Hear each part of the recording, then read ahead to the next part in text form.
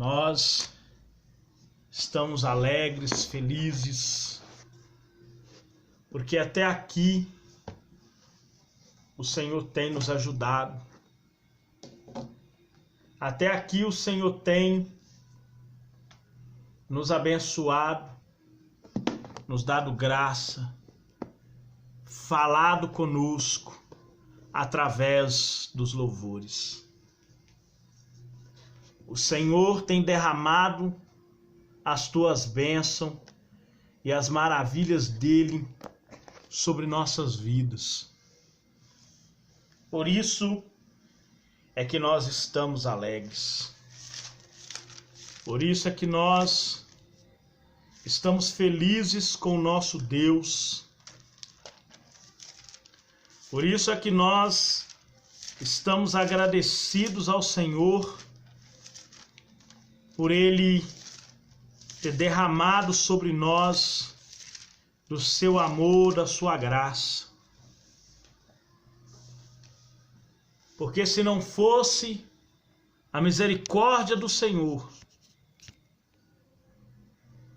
certamente nós já teríamos sido consumidos. Mas por causa da misericórdia do Senhor, com que nos amou e a si mesmo se entregou por nós na cruz do Calvário para nos dar vida e vida em abundância. Por causa desse amor que o Senhor teve para conosco, é que nós estamos aqui hoje. Porque há muito tempo atrás, o Senhor se compadeceu do seu povo, estando escravos ali no Egito. Um povo que foi escravizado durante 430 anos. Nasceu geração e morreu geração escrava no Egito. Mas Deus, na sua infinita misericórdia, na sua infinita graça, Ele resolveu se compadecer do seu povo.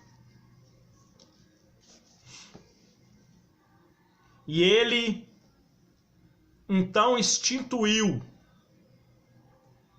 uma festa para que fosse lembrado o dia que Ele tirou o seu povo da casa da servidão. Ele instituiu uma festa,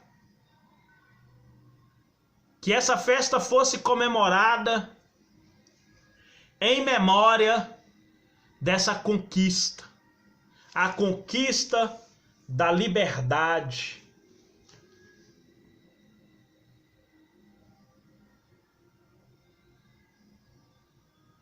E o Senhor Jesus, Ele instituiu a ceia do Senhor para que nós trouxéssemos à memória o dia em que nós fomos libertos do pecado e da morte. Não iríamos mais viver na escravidão.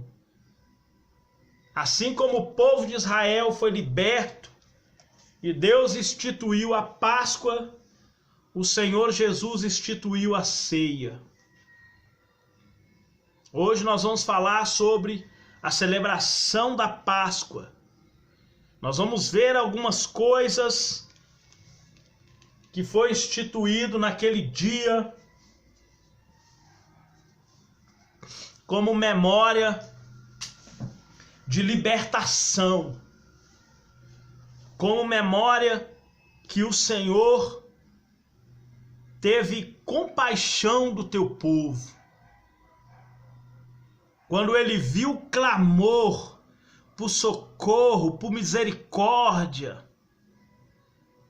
ele inclinou o seu ouvido e libertou o seu povo.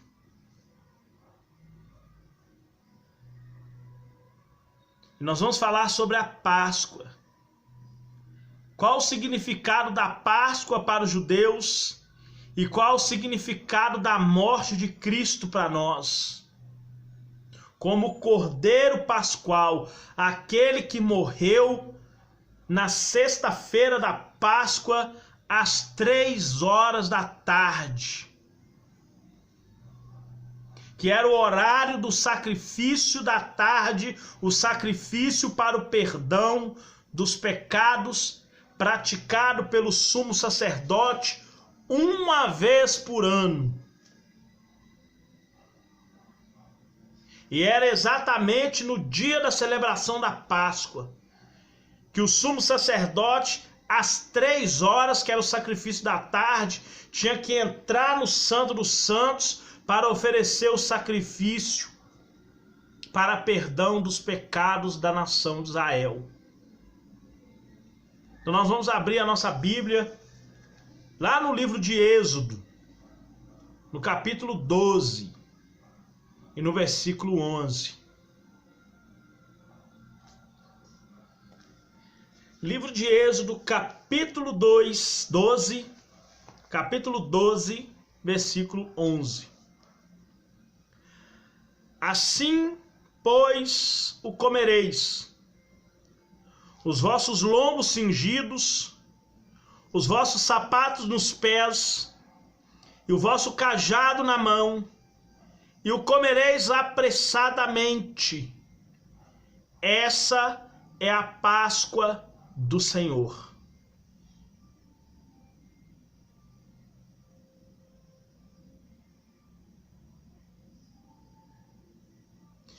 O contexto histórico. Desde que Israel partiu da terra do Egito, em 1445 a.C., o povo hebreu, que nessa época eram os descendentes, de Abraão, que era hebreu, posteriormente chamado de judeus, por causa da tribo de Judá, que foi a tribo dominante que acabou sendo a escolhida para o nascimento do Messias durante os séculos posteriores à saída do Egito. Todos nós sabemos que Judá não é o primogênito filho de Jacó. O primogênito filho de Jacó é Rubens. Mas Rubens foi desprezado pela primogenitura porque deitou-se com uma das mulheres de Jacó. E com isso Deus rejeitou Rubens para ser a nação cujo viria o Filho de Deus, Jesus de Nazaré, o filho ou o renovo, o tronco de Jessé. E isso é profético, porque Judá, ele foi junto com as nações de Efraim e Manassés, que Deus fez uma só nação dessas duas na divisão do reino, ficando Judá e Efraim e Manassés de um lado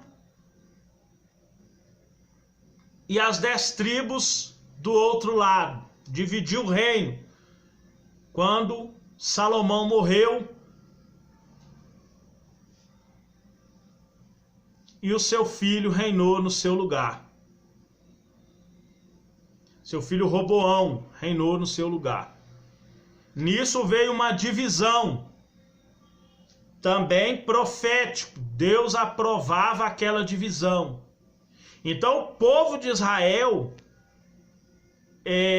era hebreu, porque Abraão era chamado de hebreu. Abraão, ele era chamado de hebreu, apesar de ter sido de filhos cananeus, a mãe de Abraão era Eteia. Amém? Então, os judeus celebram a Páscoa pela primeira vez, lá no primeiro mês, no dia 15 do mês de Abib, lá quando saíram do Egito. Depois de os antecedentes de Abraão, Isaque e Jacó passarem mais de 400 anos, na verdade 430 anos, amém, irmãos? Sob servidão no Egito, Deus decidiu libertá-los da escravidão. Levantou-se Moisés e o designou como líder do êxodo. Nós vemos essa vocação de Moisés e o seu nascimento nos capítulos 3 e 4 de Êxodo, quando a própria palavra do Senhor fala, logo no início, que morreu José e toda aquela geração. Depois levantou-se uma outra geração, e levantou-se outra geração entre os egípcios, e levantou-se um rei sobre eles, Ramassés II, o qual não conheceu José e nem a obra que José realizara no Egito. Todos nós sabemos que José era o filho caçula, o filho mais novo, era o segundo filho mais novo de Jacó, com Raquel. Então, José, ele foi vendido pelos seus irmãos antes do nascimento de Benjamim. Quando Benjamim era pequeno, então José foi vendido como escravo para os ismaelitas, que eram comerciantes de escravos naquela época e vendiam escravos para o Egito. Os ismaelitas, nós sabemos, são os descendentes de Ismael, filho de Abraão. Eles se tornaram 12 nações também, dos quais uma dessas tribos vendia escravos, escravizava pessoas e vendia para o Egito. Ali José foi vendido. José ficou na casa de Potifar, acusado injustamente pela sua mulher. Foi preso, ficou 2 anos preso, quando o faraó, o Ramassés, teve um sonho. Ramassés I teve um sonho. Esse sonho veio a ser uma grande fome de 7 anos sobre a terra do Egito. Quando isso se cumpriu, José já era governador. E o próprio José fala com seus irmãos: para a conservação da vida é que o Senhor me colocou neste lugar. Dali em diante, José leva toda a sua família para a terra de Gozém, no Egito, uma terra de pastos verdejantes, como as planícies de Sodoma e Gomorra. Como os pastores de Israel eram abominação, ou pastores no geral eram abominação para os egípcios, apesar do faraó ser um rei pastor, ele deu a terra de Gozém para o povo do Egito, para o povo de Israel, a família de Jacó. E ali 80 almas, 70 almas, se tornou 600 mil homens, de 80 para 600 mil, no dia que estavam saindo da escravidão.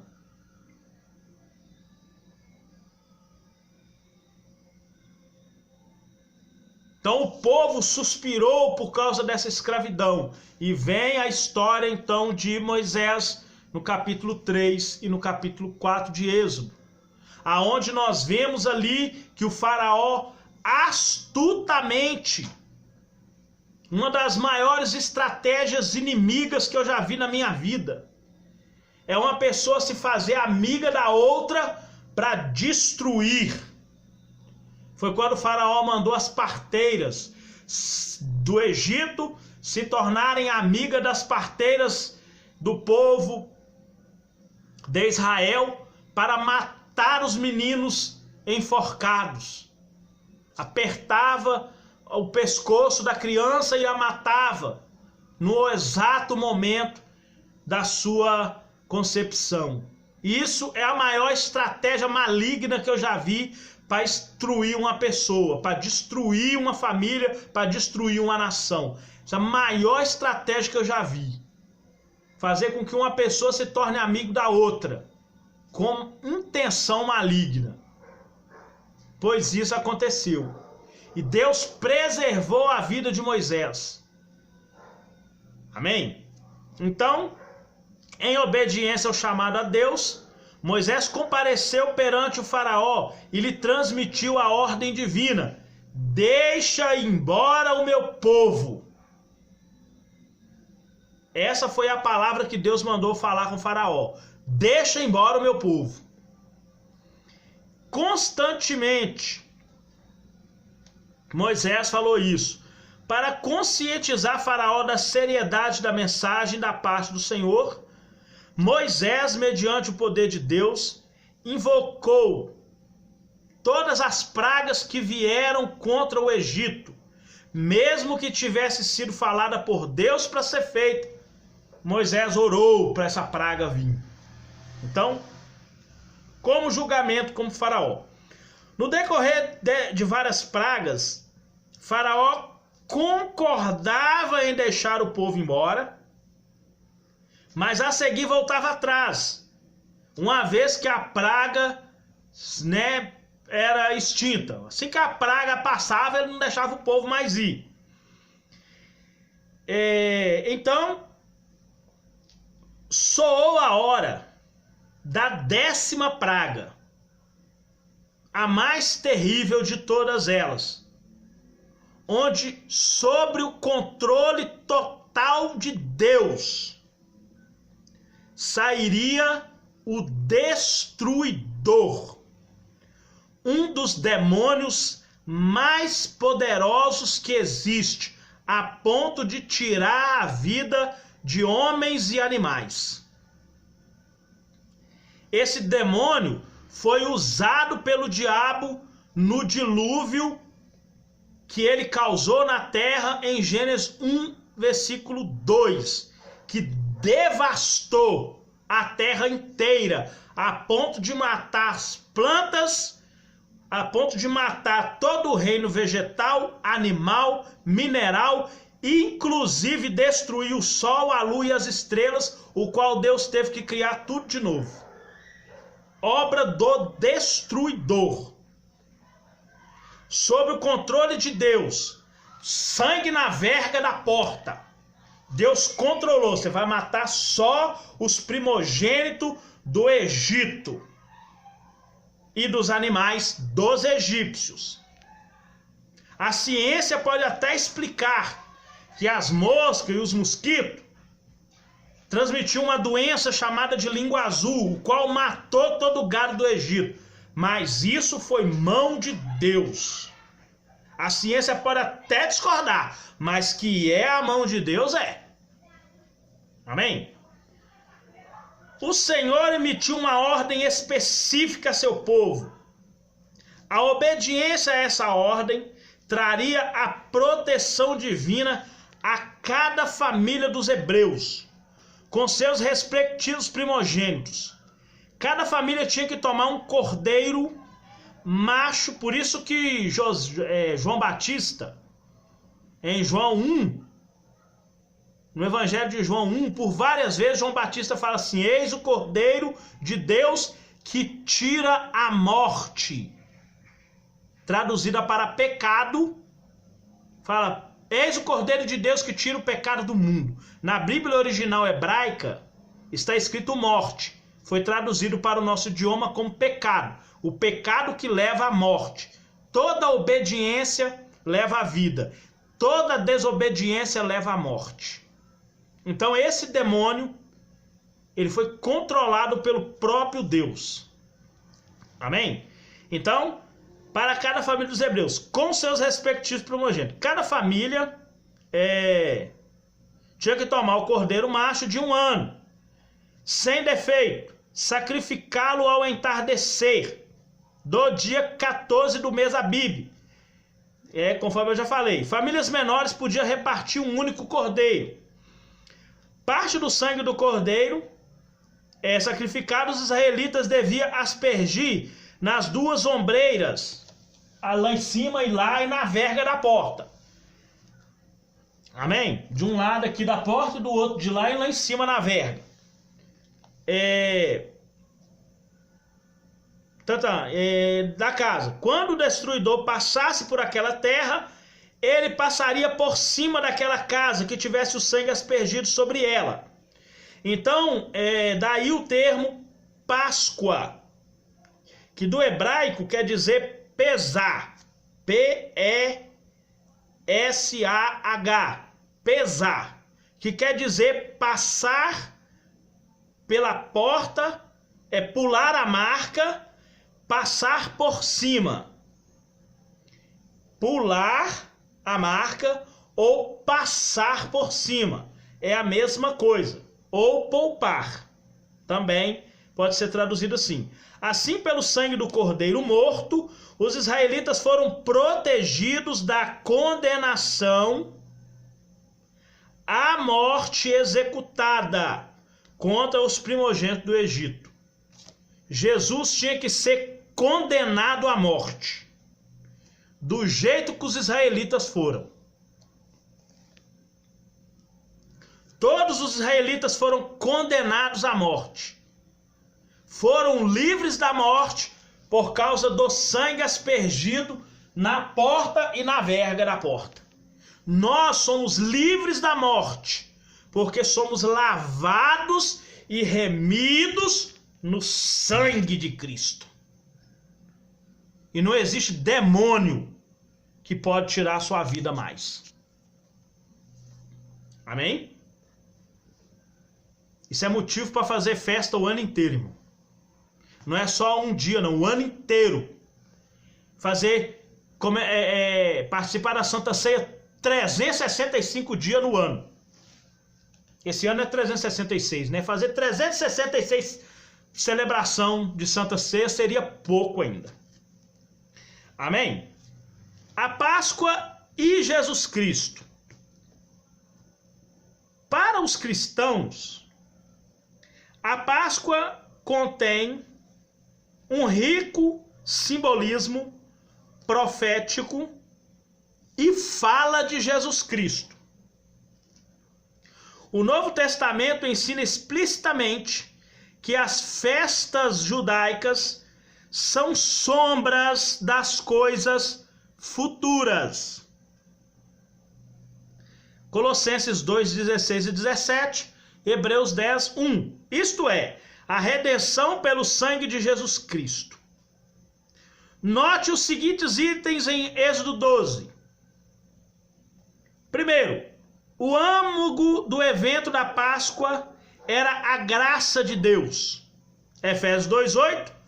Pela graça sois salvos, por meio da obediência que leva à fé. Por meio da fé. E isso não vem de vós, é um dom de Deus. Deus proporcionou a forma que o povo seria salvo, do mesmo jeito que proporcionou hoje o sangue de Cristo, que lava o pecado. Só assim o ser humano vai ser salvo. Amém?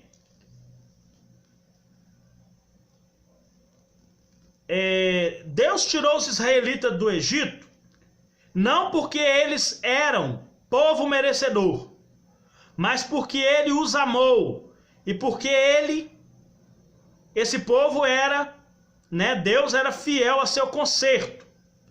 Deuteronômio 7, do 7 ao 10. Deus vai falar com o povo de Israel: eu estou introduzindo vocês nessa terra, não é porque vocês merecem, são casa rebelde, mas porque jurei a meu nome, não há outro maior. Não existe nada maior que o nome de Deus. Ele jurou pelo próprio nome: eu vos meto nessa terra que hoje vós passais a possuir. Semelhantemente, a bênção da salvação que recebemos em Cristo não vem através das nossas obras ou merecimento, mas da graça de Deus. Tito 3, 4 e 5, onde o apóstolo Paulo fala que somos salvos pela maravilhosa graça do Senhor que nos concedeu paz através de Jesus. O propósito do sangue aplicado às vergas da porta era salvar da morte o filho primogênito de cada família. Esse fato prenuncia o derramamento do sangue de Cristo na cruz, a fim de nos salvar da morte e da ira. de Deus, quando virá contra o pecado. Hebreus 9, 22. Sem derramamento de sangue não há remissão de pecado. O Cordeiro Pascual era um sacrifício a servir de substituto para o primogênito.